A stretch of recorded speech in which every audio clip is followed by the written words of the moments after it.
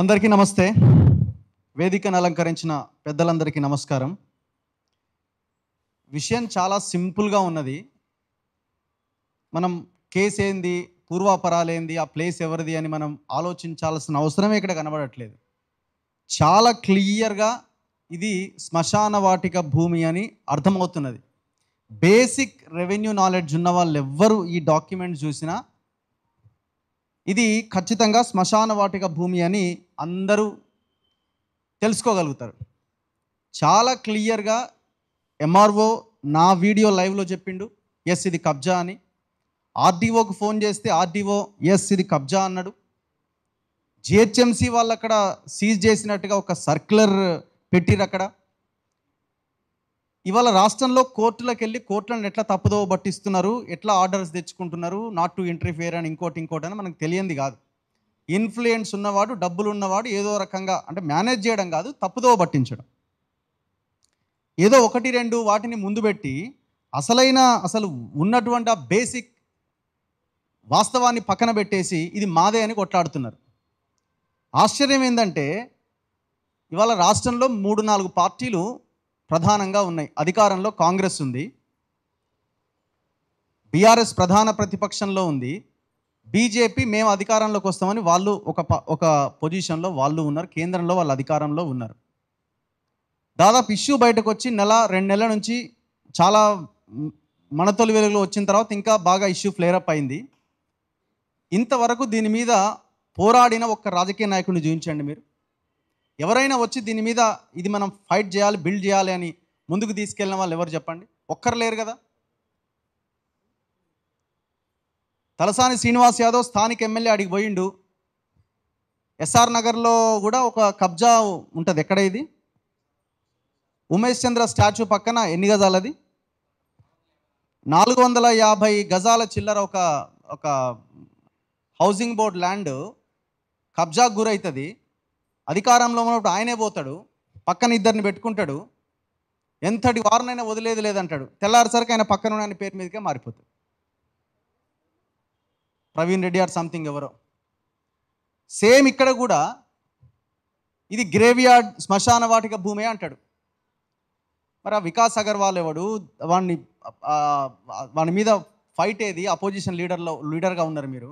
సరే మీరు ఎమ్మెల్యేగానే ప్రతి విషయం నాకు తెలుసా అని అంటారు మీరు. సరే తెలియకపోవచ్చేమో, ఇప్పుడు తెలిసింది కదా. మరి మా నియోజకవర్గంలో మా ప్రజల శ్మశాన వాటిక కబ్జాకు గురైందని కూసో రేవంత్ రెడ్డి ఇంటి ముందు ధర్నా చేయి. ఎందుకు చేయలేకపోతున్నావు? అధికార కాంగ్రెస్లో ఉన్న నాయకులు దీని మీద ఎందుకు మాట్లాడట్లేదు? దాదాపు 1-2 నెలలు అవుతున్నది. ఈ పాటికి వాడు వికాస్ అగర్వాల్ ఎవడు, అసలు ఈ బ్యాచ్ అంతా ఎక్కడిది, ఏంది ముఠా అని చెప్పి ఇప్పటికే ఆ గ్రామ బన్సీలాల్పేటకు సంబంధించిన వాళ్ళందరినీ కూర్చోబెట్టి ఇష్యూని వెంటనే సార్ట్అవుట్ చేయాలి కదా. వాళ్ళు ఎందుకు మాట్లాడతలేరు?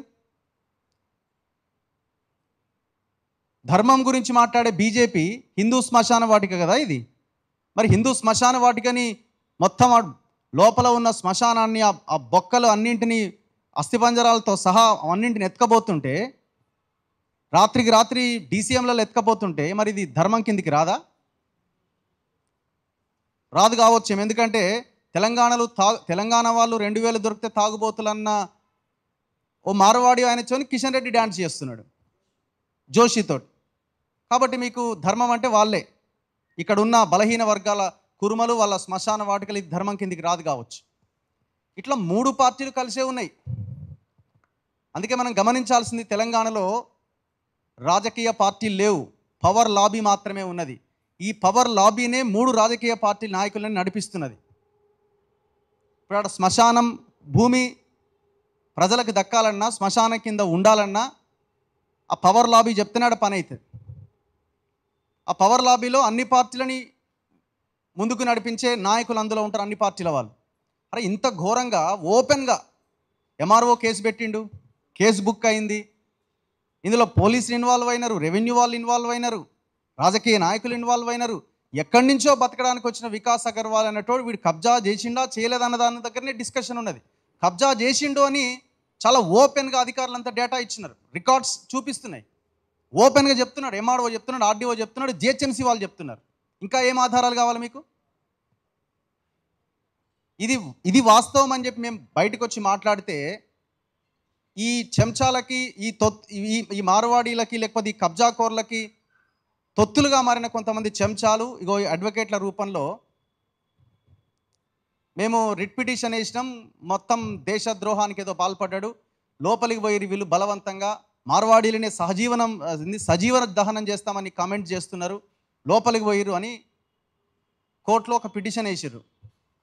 దాదాపు 18 మంది మీద, బన్సీలాల్పేట కుర్మ సంఘానికి చెందిన 18 మంది మీద రిట్ పిటిషన్ దాఖలైంది. 19th నెంబర్ నాది.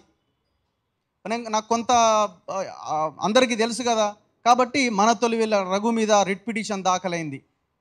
ఈ మార్వాడీలకి వాళ్ళ కింద చెంచాలు, ఈ చెంచాలకి ఇంకొక చెంచా తయారైంది నమస్తే తెలంగాణ అండ్ టీ న్యూస్. మన తొలివేలుగు రఘు మీద రిట్ పిటిషన్ దాఖలైంది. అసలు మొత్తం అయిపోయిందిగా. కోర్టులో వీళ్ళు మా ప్రాపర్టీలోకి వచ్చారని ఒక రిట్ పిటిషన్ ఫైల్ చేస్తే దాంట్లో రెస్పాండ్ నెంబర్ 19 నాది. నేను ఎందుకు పోయిన అక్కడికి? ఆ ప్రజలు నన్ను పిలిస్తే నేను అక్కడ రిపోర్ట్ చేయడానికి వెళ్ళిన. అంటే ఎంత దుర్మార్గంగా, ఎంత అంటే ఇప్పుడు ఇమ్మానేని రామారావు అనే వ్యక్తి వెనక ఉన్నది ఎవరు? కేటీఆరే కదా, మరి ఇంకెవరు? మరి కేటీఆర్, ఇమ్మానేని రామారావు, వికాస్ అగర్వాల్ కలిసి అక్కడ ఉన్న తలసాని శ్రీనివాస్ యాదవ్ కలిసి అక్కడ కబ్జా చేస్తుంటే అధికారంలో ఉన్న రేవంత్ రెడ్డి ఏం చేస్తున్నాడు? ఆ కబ్జా నుంచి విడదీసి ఆ బాధితుల పక్షాన ఉండాల్సిన బీజేపీ ఏం చేస్తున్నది? సో వీళ్ళంతా కలిసే ఉన్నారు ఒకటే దగ్గర. సో ఇది జరుగుతున్నది. ఇంత ఓపెన్ గ్యాంగ్ రేప్ ఇది. తెలంగాణ వాళ్ళమే, మనమే సోమాజిగూడ ప్రెస్ క్లబ్కి వచ్చి మనమే ప్రెస్ మీట్లు పెట్టుకోవాల్సిన పరిస్థితి వచ్చిందంటే ఎంత దారుణం అండి ఇది. ఒక 2 కెమెరాలే కనిపిస్తున్నాయి, ఒక్క మీడియా కూడా దీని గురించి మాట్లాడదు. ఇంత పెద్ద ఇష్యూ కదా ఇది, పెద్ద శాటిలైట్ ఛానల్ కదా మరి ఎందుకు దీన్ని సరే మేము చెప్పిన వార్తను ఏమని అనట్లేదు, మీరు మీ ఇన్వెస్టిగేట్ చేసి ఆ వార్తని ప్రసారం చేయొచ్చు కదా మీ పేపర్లలో, మీ టీవీల్లో. ఎంత పెద్ద వార్త ఇది. సో ఇది చాలా దారుణం, చాలా దుర్మార్గం. అందుకే ప్రజలే యాక్టివ్ కావాలి. ప్రజల్లో మనం చైతన్యం వచ్చి ఎవడు దొంగ ఎవడు మంచోడని మనం తేల్చుకొని ఎక్కడ పెట్టాల్సిన అక్కడ పెట్టినప్పుడే ఇట్లాంటి సమస్యలకి పరిష్కారం దొరుకుతుంది. సో మేము మాత్రం ఈ ఫైట్ని ఆపేదే లేదు. ఖచ్చితంగా ఆ భూమి శ్మశాన వాటిక, బన్సీలాల్పేట శ్మశాన వాటికే, ఎట్టి పరిస్థితిలో వదిలిపెట్టేదే లేదు. దీన్ని ఇంకా మనం బలంగా ఈ పోరాటాన్ని ముందుకు తీసుకెళ్ళాలి. ఇట్లాంటి కబ్జాలు ఏమున్నా ఖచ్చితంగా ప్రజల ముందు పెట్టాల్సిన అవసరం ఉన్నది. ధన్యవాదాలు.